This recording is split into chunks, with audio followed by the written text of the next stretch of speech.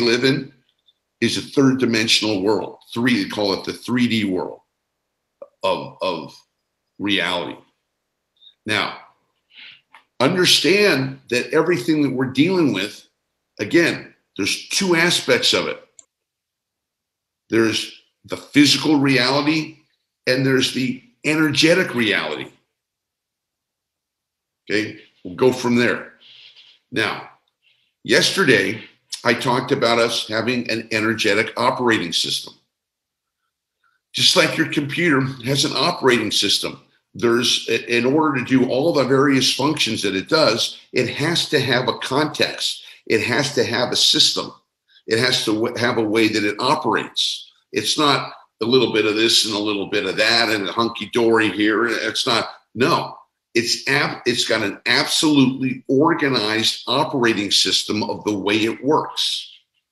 And that's the context. When I want to go into a computer and work with it, I have to know the operating system, whether it's Mac or it's an OS or Mac OS or Windows or Google, whatever. It's the same thing with the human being. All of us as human beings have an operating system.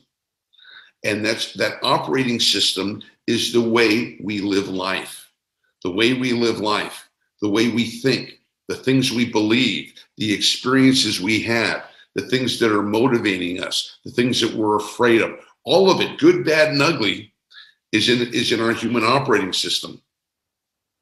Now, this human operating system, again, is susceptible to energy.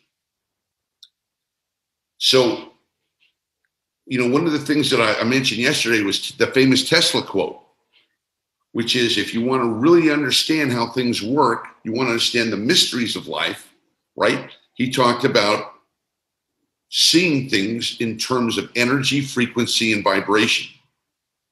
So what he was saying there is that there are things that you can figure out, and there are things that you can't figure out.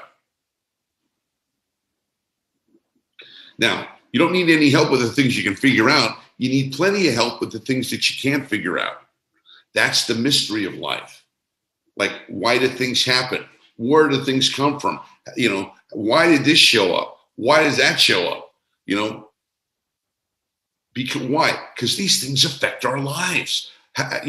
Would it have been helpful to know that there was going to be a pandemic the next couple of years?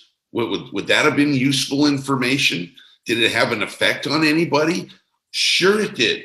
Had an effect on a lot of people. Now that's an extreme example. That's an extreme example. But what we're talking about is to recognize that we're living in a huge energy field. And according to Tesla, if you want to figure it out, you move into a place of energy, frequency, and vibration.